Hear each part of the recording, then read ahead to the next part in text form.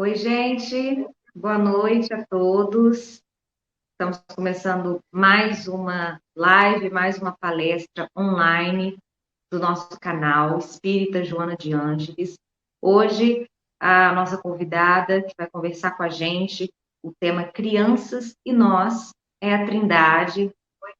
Todos vocês conhecem, a Trindade é trabalhadora do Joana há muitos anos e hoje ela está atuando na diretoria do Departamento de Mediunidade. Então, a gente vai conversar sobre esse tema tão pertinente, né? As crianças e nós. Eu gostaria de agradecer, Trindade, a sua presença hoje aqui. Boa noite para você. Eu que agradeço, Larissa. E o nosso canal, gente, se você está assistindo aí a live, mas ainda não segue o nosso canal no YouTube, no Instagram, então segue a gente, é o canal Espírita Seja, para a gente ter mais engajamento e conseguir que as palestras cheguem em mais corações. Né? Eu sempre falo isso no início, porque é importante, já que a gente está vivendo esse momento onde tudo está sendo online, então, quanto mais oportunidade de divulgar o estudo, melhor. Bom, então eu vou fazer uma prece inicial para a gente elevar a nossa vibração e aí a gente continua o nosso estudo. Divino Mestre, mais uma vez, muito obrigada por essa oportunidade de estarmos aqui reunidos, cada um de sua casa, vibrando amor, com uma vibração elevada, para a gente receber da melhor forma a sua palavra, o seu ensinamento. Gostaríamos de agradecer também a espiritualidade amiga, que a gente sabe que está aqui presente, e também está vibrando amor. Também aqueles que estão precisando de ouvir essa palavra, que sejam recebidos com muito carinho. Senhor, damos por aberto mais uma noite de ensinamentos, que assim seja. Graças a Deus. Trindade, pode começar, a palavra é toda sua. Meus irmãos, boa noite. Que abençoe-nos Jesus, o nosso mestre, o nosso amigo divino. Nós escolhemos esse tema, crianças e nós, porque de alguma forma nos sentimos responsáveis pela convivência com as crianças na nossa existência. Nós nos preocupamos em organizar os seminários, as rodas de conversa, nos preocupamos em passar uma boa palestra para os adultos, mas não podemos e nem devemos esquecer que no nosso caminho está o futuro. As crianças é o futuro da humanidade. E nas nossas próximas reencarnações, nós necessitaremos das crianças, porque elas é que vão nos receber. Não é? Quem está na minha faixa etária já, vamos dizer assim, atingiu um ponto. Agora a nossa descida para a desencarnação, para o retorno ao mundo espiritual e a volta para organizarmos aquilo que não conseguimos ainda. E quem vai nos receber são as crianças. Então é necessário que nós tomemos conta desse terreno, onde está sendo, o que nós estamos semeando no coração das crianças. O mês de outubro, no dia 12, é comemorado o Dia das Crianças. Então, é em homenagem a elas, buscando levarmos a reflexão que eu quis fazer esse tema, buscando nas obras subsidiárias dos espíritos que trabalham com as crianças, com a educação no mundo espiritual, algo que vai nos dar sustentação para conseguirmos vivenciar da melhor forma possível as nossas experiências com as crianças. E começando, então, eu busquei aqui no livro da Psicografia de José Raul Teixeira, O Espírito é Camilo, Desafios da Educação, é o nome do livro. todo pai, toda mãe, todo avô, avó, tio, qualquer pessoa devia ter esse livro, porque ele é de perguntas e respostas. Mas o Camilo pergunta tudo que a gente. Aliás, desculpe, as perguntas e o Camilo responde com muita serenidade, com muita segurança, tudo aquilo que nós temos dúvida.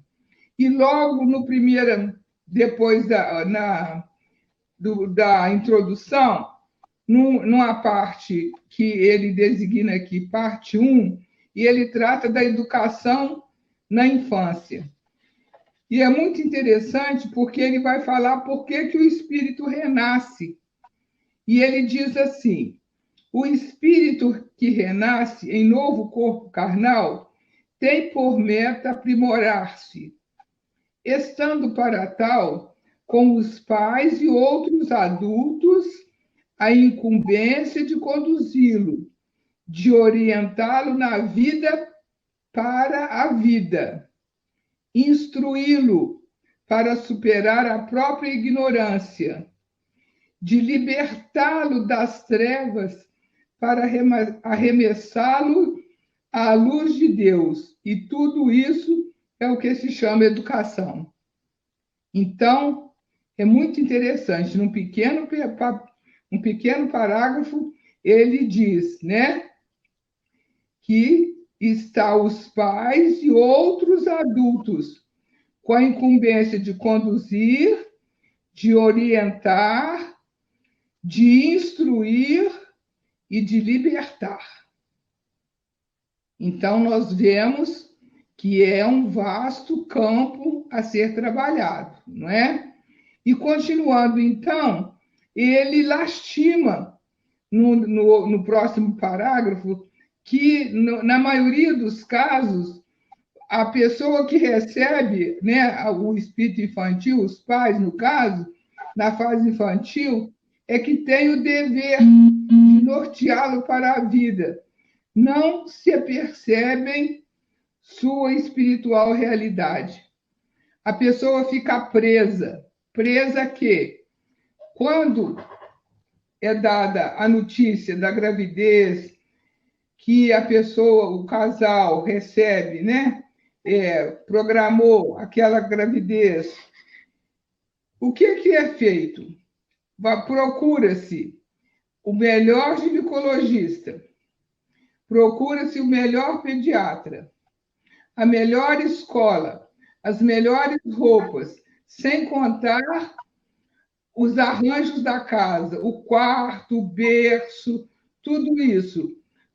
A pessoa quer da melhor qualidade, mas não se apercebe que quem está ali, né, Camilo nos diz, veio para quê? Principalmente para ser conduzido, ser orientado, ser instruído e ser ajudado a ficar livre.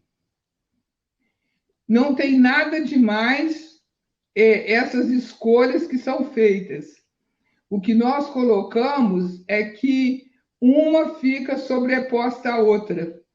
Não há uma preocupação espiritual, né? Mas o Camilo vai continuar e nós vamos refletindo. E aí ele fala assim que alguns acham que a criança é um ser virgem, que foi criado naquele momento da concepção, né? Foi criado por Deus. Isso quando ele diz, quando admite Deus, porque tem casais que nem admitem Deus, que nem pensam em Deus, acham que só eles mesmos, eles é que estão produzindo o filho, o corpo, e não pensa na alma, no espírito, não pensa nisso, né? E aí ele coloca também que muitos creem que as crianças sejam verdadeiros bibelôs e o patrimônio dos seus genitores, e por isso deverão seguir os modelos que por eles estabelecidos, como cópia humana de velhos caracteres. Então, é a minha miniatura, vai fazer o que eu faço, do jeito que eu faço, não é? Isso tudo, gente, Camilo nos traz essas reflexões. Vamos pensando. E aí ele ainda fala que incontáveis criaturas que ignoram as leis que regulam as afinidades entre os espíritos ou o grupo de espíritos pensam que as crianças são meras conformações hereditárias dos pais, em regime de totalidade, ou seja, herdam não somente os elementos biológicos e posturais, mas também as características morais deles, o que determinaria que pais intelectualizados e dignos gerariam obrigatoriamente filhos com os mesmos traços, enquanto que pais acelerados e incultos, desde os ancestrais, gerariam rebentos portadores de iguais componentes, intelecto, morais e assim por diante.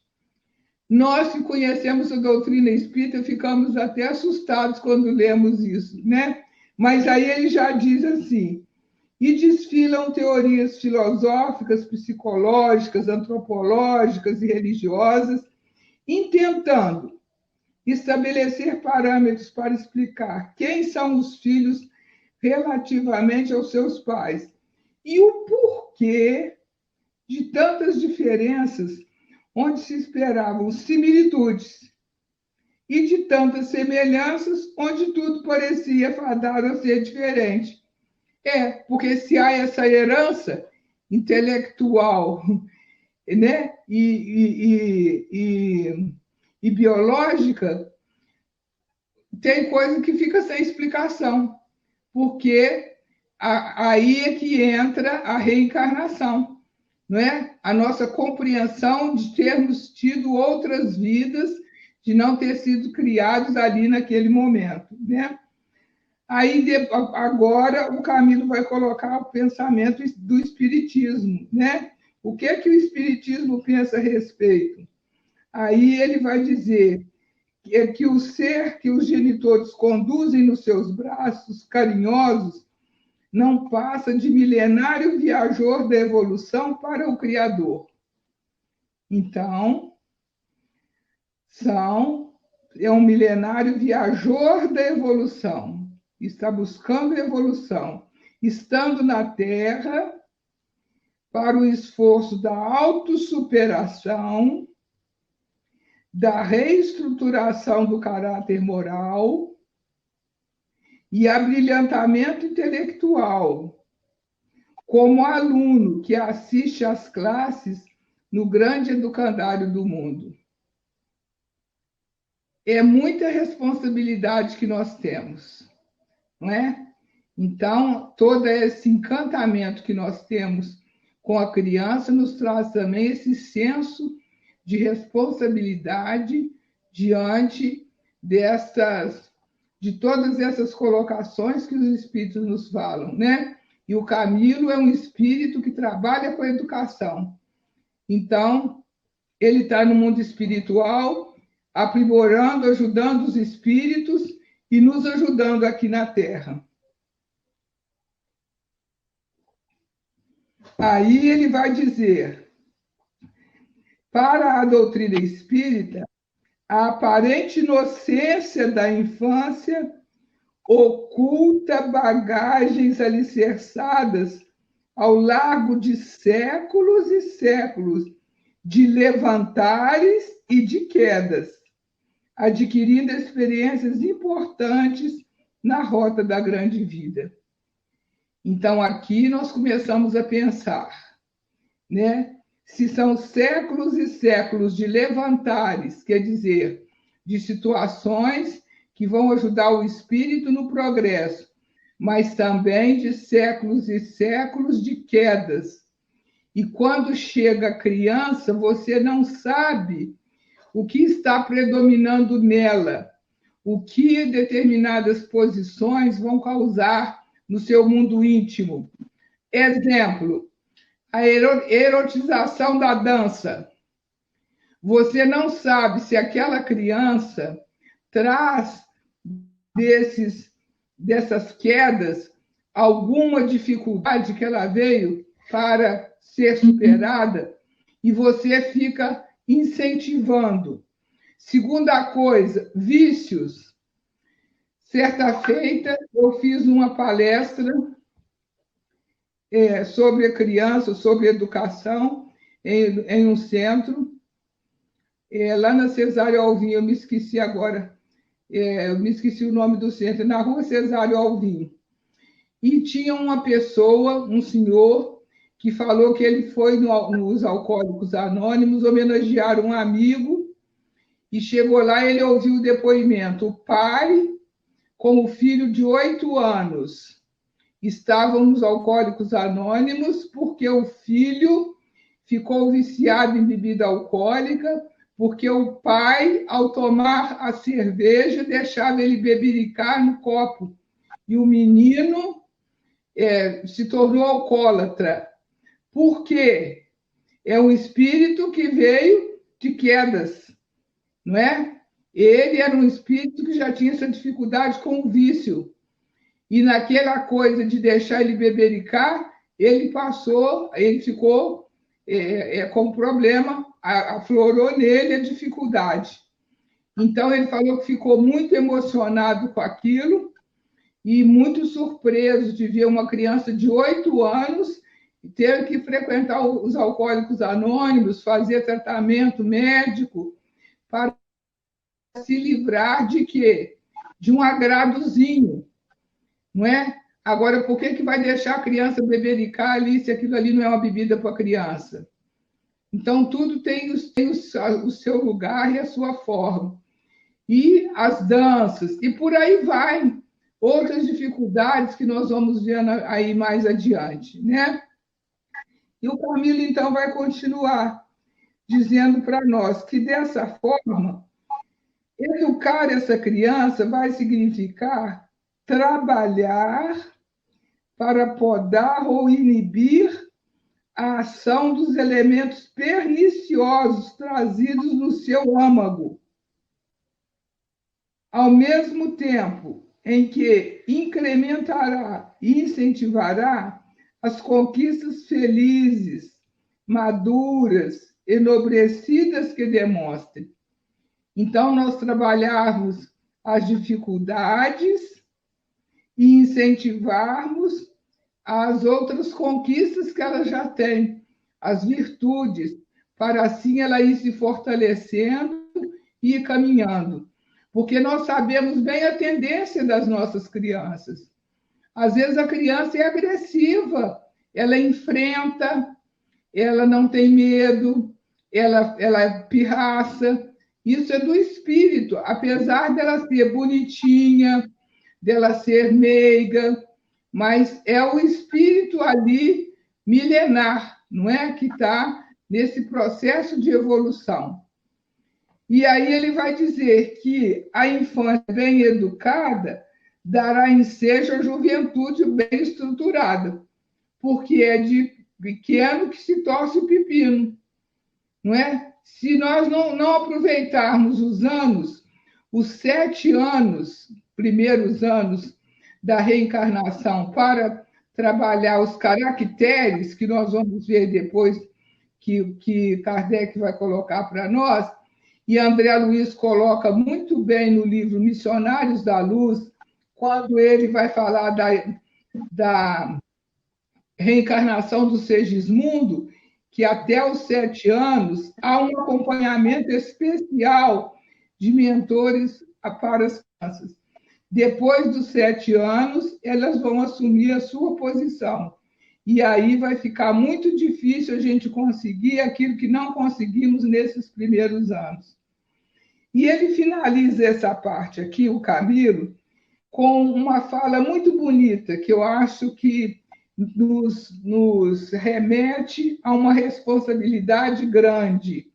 Ele diz assim: não percas de tua mira os ensinamentos do Espiritismo, bem como as suas propostas de educação legitimamente cristã, uma vez que sabes que teu filho momentaneamente na fase infantil, não passa de um filho de Deus como tu mesmo. Olha que bonito. Ele também é filho de Deus, carecendo hoje do teu concurso de pai ou de mãe, de parente ou de professor, de amigo, de vizinho ou de autoridade pública, para que o mundo cresça para o Pai Criador através dele, após ter vivido uma infância iluminada pelo teu amor. Após ter vivido uma infância iluminada pelo teu amor. E nós vemos aqui que ele engloba, não é só o pai e a mãe, é vizinho, é professor, é parente, é amigo, é autoridade. E aqui Camilo deixa na nossa mão a responsabilidade que nós temos diante de uma criança. Por isso que eu escolhi crianças e nós. Eu não escolhi pais e nós, avós e crianças, não. Eu escolhi crianças e nós, porque todos nós estamos inseridos nesse compromisso de exemplificação e de ajuda a esse espírito que veio para ser trabalhado nas suas necessidades e nas suas expectativas de evolução aqui na Terra. E também nós trouxemos aqui para corroborar a dona Teresa de Brito. É a psicografia do Raul, mas o livro chama Vereda Familiar, é o título do livro. E no capítulo 10, intitulado Sobre a Criança, dona Teresa de Brito nos traz uma fala muito bonita no primeiro e no segundo parágrafo. Ela diz assim: identificamos na criança a confiança que o Criador deposita nas mãos da humanidade. Corrobora com o que o Camilo falou, que essa criança conta com a nossa posição, não importa qual seja, se é de pai, de mãe, de parente, de amigo, de vizinho, né, de professor, de autoridade. Em qualquer posição, nós temos o compromisso. Então, essa questão de falar assim, eu não falo nada, porque pode me responder, pode fazer malcriação. Que você tenha a hombridade de saber receber a malcriação, mas não ficar calado. Certo dia eu estava na Avenida Santa Luzia, onde tem aquele córrego, e ali tem um corumim. E alguns meninos estavam saindo correndo de lá. Uns maiorzinhos, outros menorzinhos. E saiu um piquitito, ele devia ter assim uns 6 anos. Magrinho. E o que eles estavam fazendo? Eles estavam pulando o córrego. Vinham correndo, queria passar, tem uns ferros assim que ligam um lugar como se fosse uma pinguela.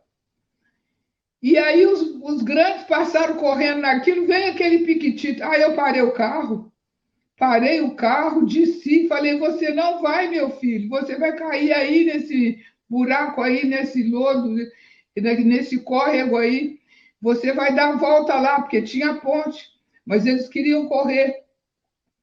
E fiquei em pé, falei, dá a volta, falei com os outros, espera ele um pouquinho.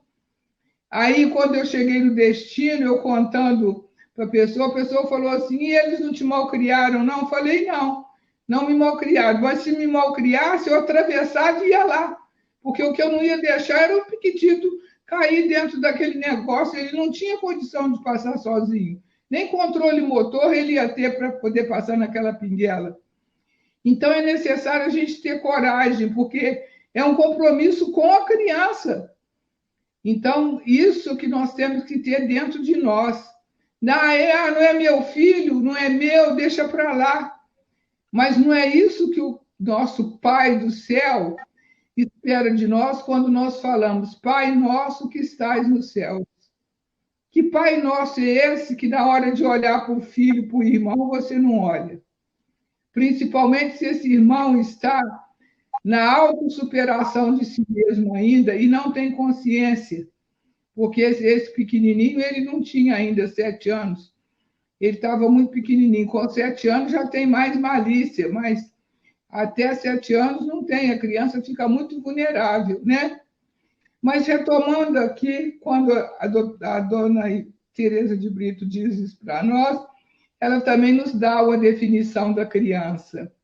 E ela diz assim: a criança é a canção com que o tempo embala os ouvidos do futuro, quanto é a semente que, lançada na terra fértil da nobre orientação, produzirá floração e frutos de esperanças para o amanhã. Olha que coisa linda! Então, ela é a canção que o tempo embala, quanto é a semente que, lançada na terra fértil da nobre orientação. Olha o nosso compromisso. Quem vai dar a orientação? Quem está à frente. Quem está à frente na vida, nas experiências e tudo mais, não é? E também, em fevereiro de 2007, o Divaldo recebeu uma mensagem em Miami do espírito Viana de Carvalho, que corrobora com tudo isso que nós falamos. É muito bonito isso, quando a gente vê essa universalidade do ensino e do pensamento dos espíritos. E aí, Viana de Carvalho vai dizer assim, que o coração infanto-juvenil é abençoado solo onde se deve albergar a sementeira de vida eterna. Então, né, nós vemos aqui que é abençoado solo da sementeira. Então, nós vemos que nós precisamos realmente cultivar a terra, que nós precisamos plantar para que a semeadura seja farta, não é? No porvir. E ele continua, preservá-lo com carinho, quer dizer, preservá-lo esse solo com carinho, de modo que a nele, desculpem, preservá-lo com carinho, de modo a nele ensementar os postulados libertadores do Espiritismo, é dever que não pode ser postergado pelos educadores espíritas, encarregados de cuidar das gerações novas. Então, essa é a fala de Viana de Carvalho. Então, nós vemos como os espíritos nos chamam a atenção para todas essas dificuldades. Agora, como que nós vamos preparar esse solo? Camilo colocou para nós que a criança vem, né, o espírito, quando reencarna, traz as suas quedas e as suas necessidades. E, de repente, ele pode realmente, ao trazer essas dificuldades, nós podemos tocar num ponto em que possa haver descontrole. E é Paulo de Tarso, Paulo, na Epístola aos Efésios, que vai nos dizer: e vós, pais, aí nesses pais aqui nós vamos ampliar, não provoqueis vossos filhos a ira, mas criai-os na disciplina e na admoestação do Senhor. Por que Paulo fala isso para nós? Não provocar os vossos filhos a ira. É trabalhar para que essa parte revoltada do espírito não...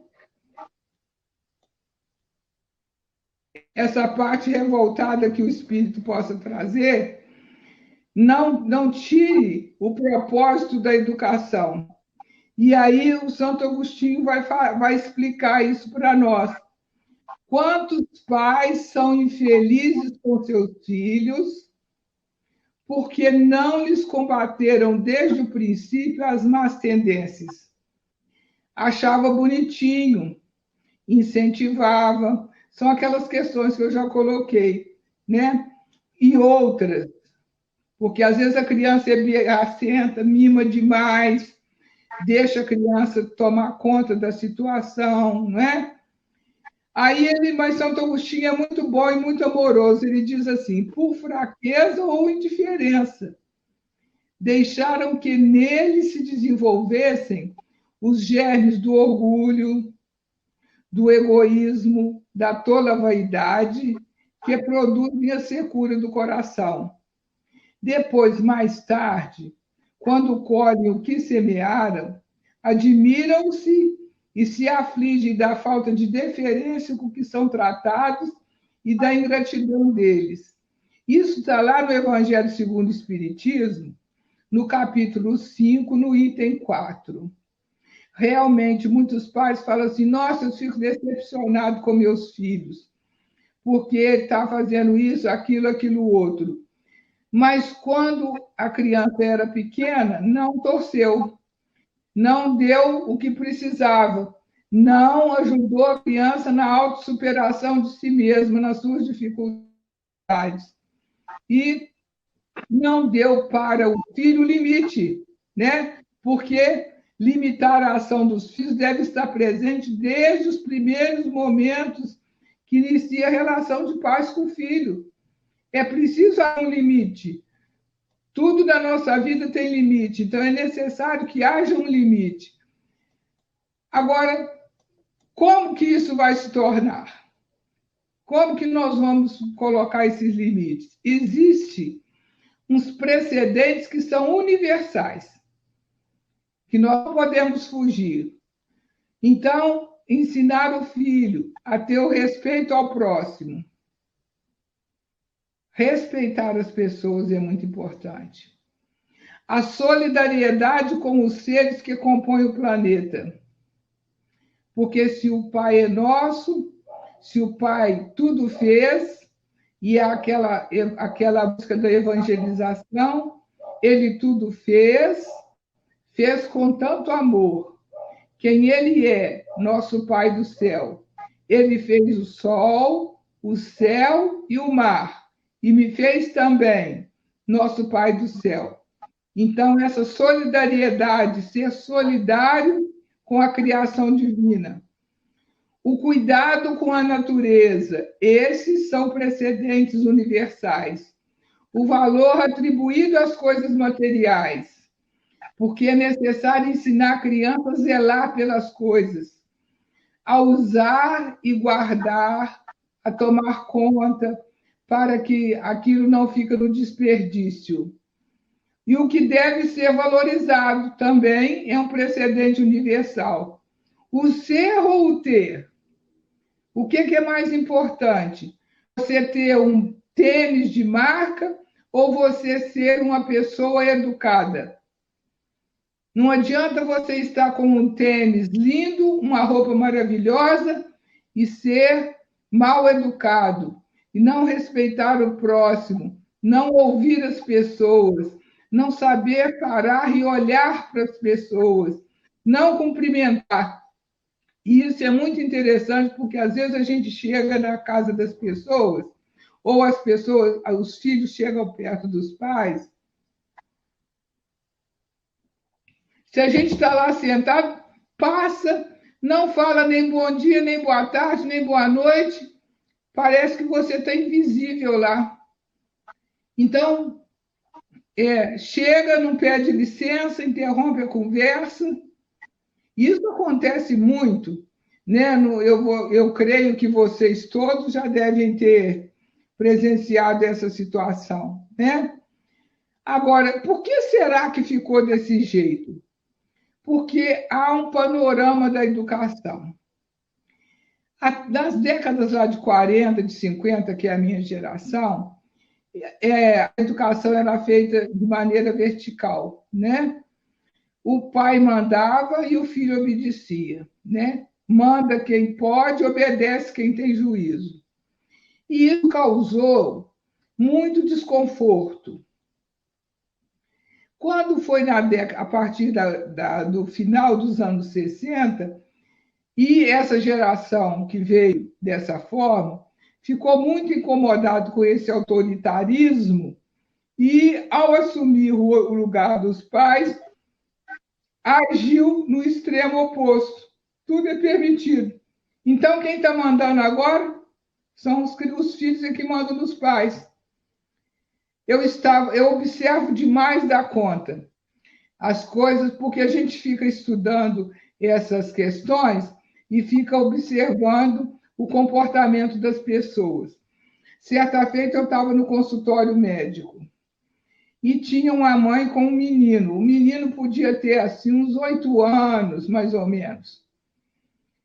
E fomos chegando, fomos sentando, e daí a pouco entrou um casal e o menino estava deitado, ocupando 3 lugares. A poltrona de 3 lugares ele estava ocupando. E a mãe sentada. Pois o menino não levantou e nem a mãe mandou. Porque quem que tinha que falar? Meu filho. Ou, se ele fosse um menino de bons modos, nem precisava falar, ele já ia ceder. Ah, mas eu não aguentei, não. Eu fui lá e falei assim, aqui, senta para cá, para eles dois sentarem, que cabe todo mundo sentadinho, para eles não ficarem em pé. E a mãe nem tchum. Quem está mandando não podia ficar de igual com o filho, né? Porque os pais têm assim, uma ânsia dos filhos. Você me ama? Você me ama, ô, gente? Me ame ou não me ame. Se vier de escolher o meu lar, se me escolheu, vai ter que me aguentar, amando ou não, não é? Então, porque fica naquela coisa, naquela bobeira mesmo. Você me ama. Eu não sei quem tem mais necessidade de ser amado, se é aquele espírito que veio para ser orientado, ou quem está para orientar, não é? Filho, não tem importância, você não me ama, eu não te amo, não, mas que você veio sobre a minha responsabilidade, aqui você vai aguentar o que tem. Depois, na próxima vez, você não escolhe mais, porque se você escolheu é porque você sabia que você ia achar o que você estava precisando, não é? E aí, vou retomando lá aos anos 60, aí teve os textos da psicologia, que falava que atitudes assim mais severas podia provocar algum distúrbio de personalidade. Provoca, sim, distúrbio de perdição, não é? E nós vamos ver aqui para frente. E aí isso acelerou esse processo quando agora as crianças é que estão mandando nos pais, não é? Por quê? Por falta de limites. Mas isso traz que consequência? A criança que tem limite, ela não aceita a regra para jogar um jogo, ela quer que jogue do jeito dela, só ela quer ganhar, ela não aceita perder, né? Ela não aceita andar de ônibus ou ir andando, ou ter algum desconforto, ela quer sempre ficar no bem bom, né? E ela para de conviver bem com os colegas na escola, começa a dar problema, né? Tem dificuldade de conviver com os outros, e os limites vão ajudar a criança a tolerar as suas frustrações. E nós sabemos que na nossa vida nós temos muitas frustrações. E se no lar a gente não receber isso, esse não, nós vamos receber lá fora. E lá fora o não é dado sem amor. O não é dado com mais dificuldade, né? Agora, a criança, para isso, ela precisa aprender a esperar a sua vez. E quem que vai ensinar ela a esperar a sua vez? Quem é responsável por ela.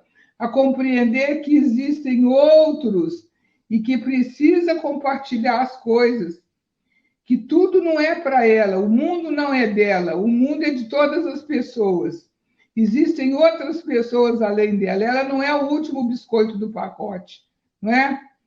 Agora, a falta de limite traz muita consequência, porque se a criança não tem limite, ela fica desorientada. Ela não sabe, porque ela não tem o discernimento necessário. E aí ela vai agir à revelia, né? a falta de noção dos outros, a falta de respeito. E, em casos extremos, isso pode induzir até a criminalidade, quando você não dá limite para o seu filho, pode induzi-lo à criminalidade. Dizer não, quando a gente fala não, ah, mas como eu vou dizer não? Eu fiquei com dó e tal, né? Não quer dizer que a criança também não possa dizer não. Ela não precisa concordar com você. Agora, ela precisa fazer o que é para ser feito. Isso é que é importante, né? Então, colocar o limite não é privar da liberdade. Ela tem a liberdade, mas a liberdade dela vai terminar onde começa a liberdade do outro, né? E é por isso, então, que a gente precisa dialogar. E se não resolver, aí o que, é que a gente faz? Coloca sanção. A gente vai combinar. Olha, vai ser assim: se você não fizer, você não vai poder fazer isso, você não vai poder ver mais o desenho. Mas isso não funciona. Funciona, mas dá trabalho. Eu vejo aqui com as netas e tudo, a questão agora mesmo à tarde. A neta queria ver televisão, a mãe não deixou ver. Não, você já viu televisão hoje, você viu além da conta, então não vai ver mais. E pronto, está acabado. Não teve bico, não teve chororô, não teve nada, porque sabe que não vai. A criança sabe muito bem quando vai ser vencida ou quando vai vencer, né? Mas essas regras da sanção também é uma questão que nós precisamos prestar muita atenção.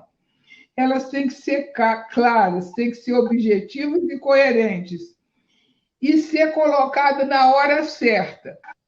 Então, se hoje houve um problema, não adianta amanhã eu falar assim: hoje você não vai ver televisão porque ontem você fez isso, isso e isso. Ontem passou, gente. Tem que ser ali naquela hora. Ah, você não está atendendo? Então está certo. Agora você não vai ter o desenho tal, ou você não vai ter atividade tal, ou nós não vamos mais, você não vai mais nesse passeio tal. Naquele momento, porque as crianças às vezes nem sabem por que ela está sendo tolhida naquele momento. Então, é preciso ficar tudo muito claro para que a educação se resolva, né? Agora a gente fala assim: limite, limite, limite. O que é limite? É tudo isso que nós falamos e um pouco mais, né? É a criança perceber as regras sociais, é muito voltado para os deveres e para os direitos que todos que temos que cumprir, todos, os adultos e as crianças, né? Observando a conduta ética e moral, e sendo o respeito uma das mais importantes. Uma das coisas mais importantes do limite é a criança saber respeitar. E também o autoritarismo, ele é diferente da autoridade, né? O que é autoridade? Autoridade é isso, é você fazer valer a sua palavra, a sua orientação, o combinado, né? Medo e insegurança. Agora, para isso a gente precisa de competência. E a competência, para ter competência, nós que estamos orientando, precisamos aprender a aprender.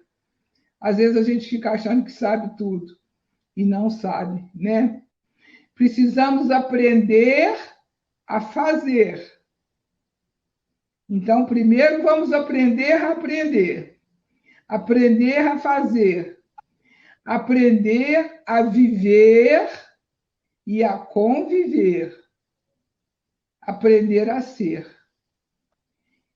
Isso é difícil, por isso que muitas vezes nós falhamos, porque nós não conseguimos fazer isso, né? Um outro ponto é entender a legislação. Qual legislação? A LECA, a Lei da Criança, o Estatuto da Criança e do Adolescente. Mas para que isso, Trindade? Sim, porque tem filhos que, quando o pai aperta a corda, fala assim: eu vou chamar a polícia para você. É incrível isso, mas eles falam. Porque quando a gente faz o atendimento fraterno, às vezes a pessoa conta, né? Que o filho queria chamar a polícia, e chama, às vezes chama a polícia, quando vê a polícia está chegando, não é? Por quê? Porque ele acha que ele está no direito dele. E, na verdade, a responsabilidade cai sobre quem? Sobre quem não soube orientar até aquele ponto. Por isso que chegou nesse ponto máximo, né, de desrespeito com o pai e com a mãe.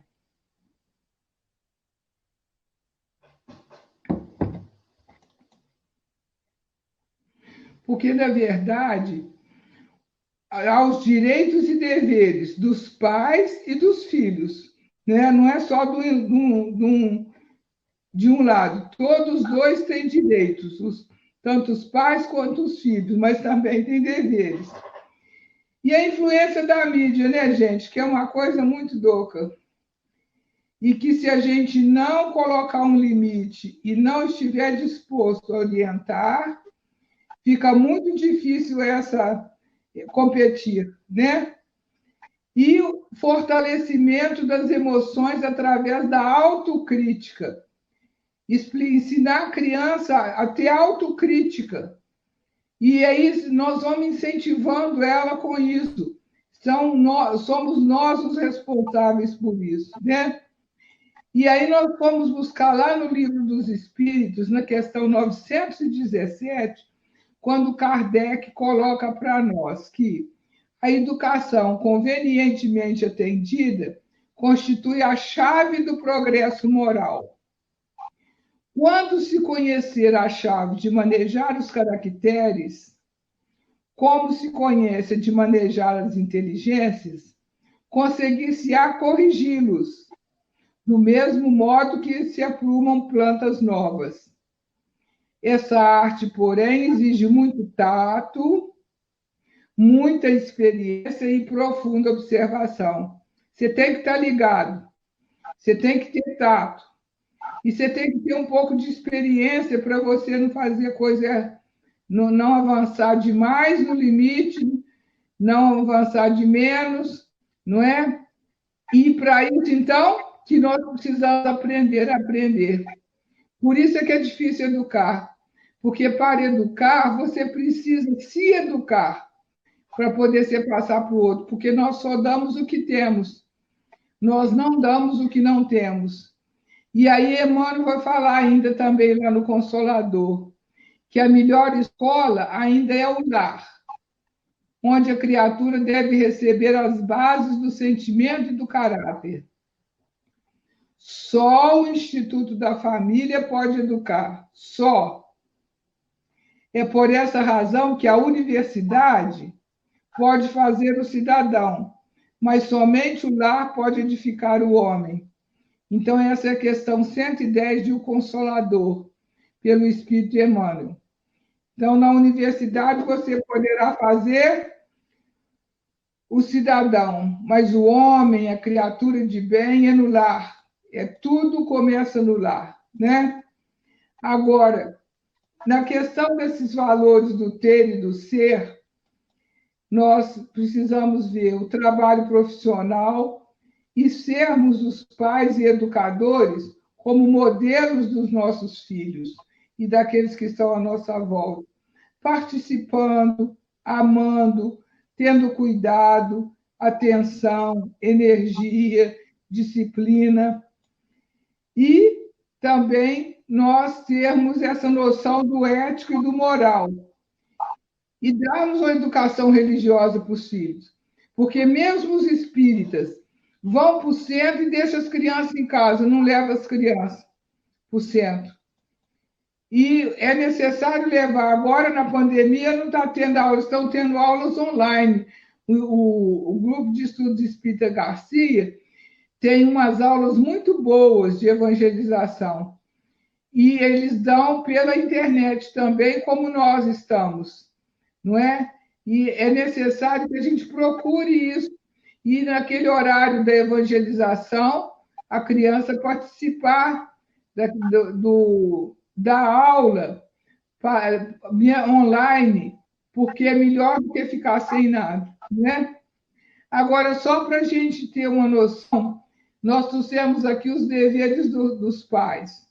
Quais são os deveres dos pais? Energia e amor. Energia e amor. As duas coisas. Serenidade e compreensão. Diálogo franco. Solidariedade com o filho. Indulgência, paciência e humildade.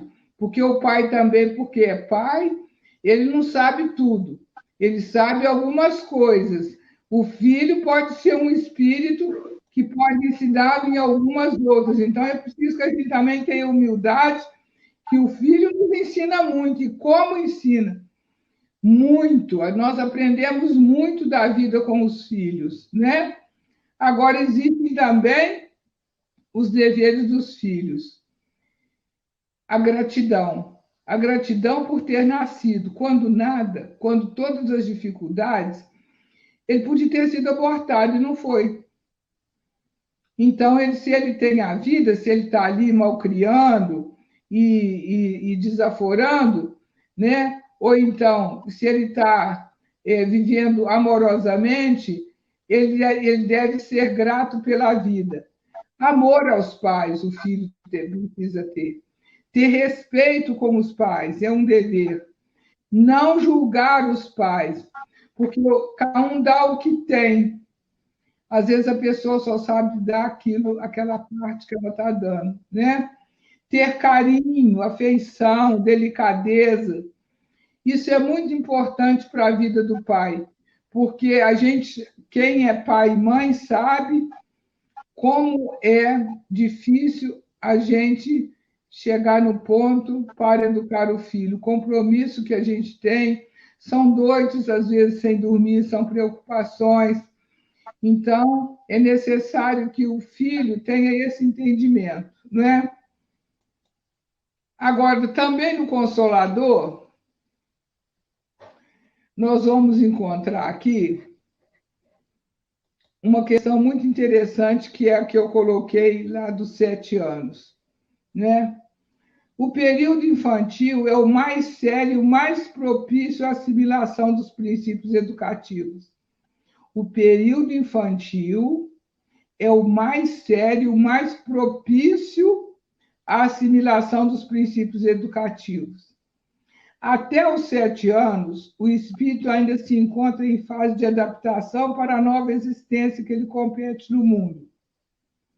Nessa idade, ainda não existe uma integração perfeita entre ele e a matéria orgânica. Passada a época infantil, credora de toda vigilância e carinho por parte das energias paternais, os processos de educação moral que formam o caráter tornam-se mais difíceis com a integração do espírito em seu mundo orgânico material. E atingida a maioridade, se a educação não se houver feito no lar, então só o processo violento das provas rudes no mundo pode renovar o pensamento e a concepção das criaturas, porquanto a alma reencarnada terá retomado todo o seu patrimônio nocivo do pretérito e reinicia nas mesmas quedas, se lhe faltou a luz interior dos sagrados princípios educativos. Esse também é Emmanuel, lá no Consolador, na questão 109. Esse livro Consolador é muito bom, ele é de perguntas e respostas, e Emmanuel nos traz muitas orientações. Agora, nós podemos amenizar toda essa situação buscando a ajuda do mundo espiritual. Então, nós vamos buscar o Evangelho no lar. O culto do Evangelho no lar é muito importante, porque vai preparar o lar, os espíritos que vão ser responsáveis vão trabalhando as dificuldades, vão trabalhando as pessoas, a família, e é muito importante. O tratamento de passes, é preciso receber passe. Tem gente que fala assim, não, nem sempre precisa de passe. Gente, criança precisa de passe toda vez. Ou é calmante, é destringente. Nós trabalhamos no parte de tratamento infantil com outras dificuldades, que dá outra palestra, né? Não vamos entrar. Mas é necessário que a criança receba o passe para ajudá-la no fortalecimento da sua vontade neste caminho. E também da Escola Espírita de Evangelização. E aí vai ser Joana de Anjos que vai dizer para nós, aliás, antes, Emmanuel, quando o ensinamento do mestre vibra entre as quatro paredes de um templo doméstico, os pequeninos sacrifícios tecem a felicidade comum. Isso é Emmanuel que fala para nós, né? E Joana de Ângeles vai dizer para nós: agradece ao Espiritismo a felicidade que possuis, acendendo como chama inapagável no teu lar, para clarear os teus familiares por todos os dias. Isso está no SOS Família.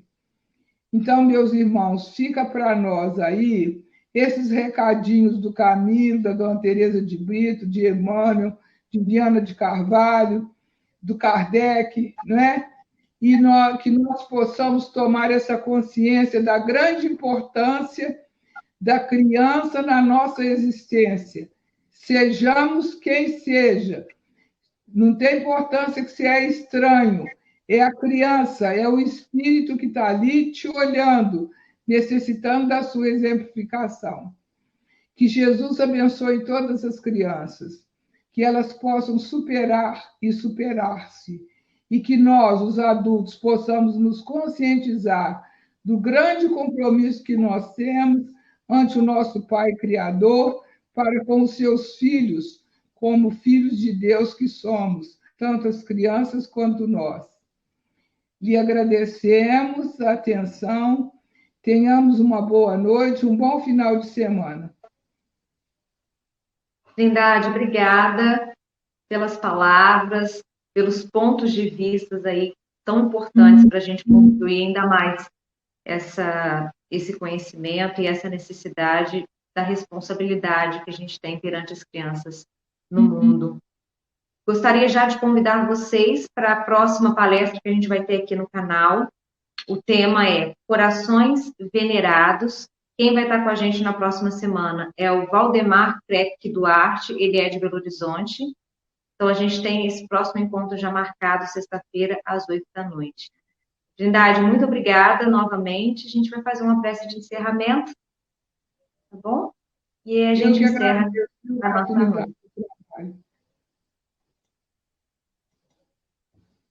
Senhor Jesus, mestre amigo, espiritualidade amiga, agradecemos, Senhor, por mais essa noite, por tantos ensinamentos, por conhecer pontos de vista que se unem num único objetivo, fazer com que a gente tenha paciência, luz no caminho, conhecimento para lidar da melhor forma com as crianças no mundo. A gente sabe que não é fácil, os filhos, os pais, todos que estão envolvidos nesse processo de crescimento, mas como a Trindade disse, estamos aqui todos para evoluir. Pais não sabem tudo, os filhos ensinam para os pais, e assim a gente vai formando essa corrente, esse elo de amor. Agradecemos a espiritualidade amiga que esteve conosco, que permaneça com essa vibração, que nos ilumine aí durante a semana, a nossa família, os nossos filhos, as nossas crianças. Obrigada, meu Deus, que assim seja. Que assim seja. Muito obrigada. Amigos, boa noite e até a próxima. Fiquem com Deus. Tchau. Tchau.